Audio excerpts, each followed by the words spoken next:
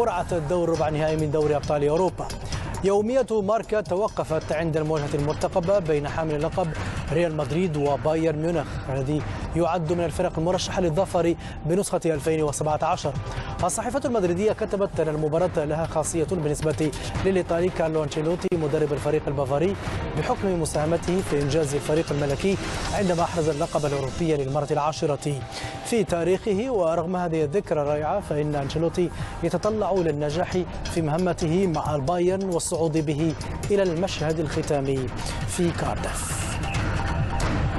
أما صحيفة سبورت المقربة من برشلونة فكتبت أن الفريق الكتالوني سيدخل الكلاسيكو المقبل أمام ريال مدريد مرهقا. اليومية المقربة من البلاوغرانا ربطت المسألة بالمباراتين المرتقبتين لبرشلونة في ربع نهائي دوري الأبطال أمام يوفنتوس، وكتبت أنه سيخوض مواجهة الذهاب في 11 من أبريل المقبل ثم يلعب الإياب في الكام ناو في 19 من الشهر ذاته، مؤكدة أن ريال مدريد سيحل ضيفا على بايرن ميونخ في 12 من أبريل قبل أن يلعب الإياب في 18 من الشهر ذاته في سانتياغو برنابيو.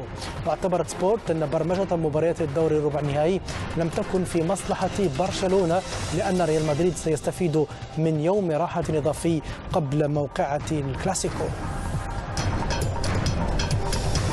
إلى إيطاليا حيث عنونت لا جازيتا ديلو سبورت الأنفاس تحبس ل 180 دقيقة والمرحلة القادمة هي الأروع. ونقلت الصحيفة عن نجم يوفنتوس السابق ونائب رئيسه الحالي التشيكي بافل نيدفيد قوله إن الفريق الإيطالي جاهز لمواجهة البارسا، معتبرا أن هذه المباراة تأتي في التوقيت الصحيح بالنظر إلى أن مستوى الفريق في تصاعد.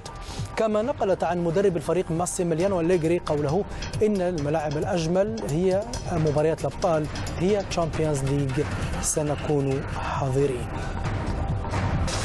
إلى صحيفة آس التي علقت على عدم ظهور المهاجم الكولومبي خاميس رودريغيز في صورة نجوم ريال مدريد على الطائرة الخاصة للنادي الملكي. اليومية المدريدية كتبت أن خاميس لم يظهر في صورة نجوم الميرينجي على طائرة الفريق هذا العام، وأشارت آس إلى أن صورة النجم الكولومبي حذفت وتم الاكتفاء بصورة ضمت 5 لاعبين فقط هم القائد سيرخيو راموس إلى جانب كل من كريستيانو رونالدو وغاريث بيل ومارسيلو وكريم بنزيما.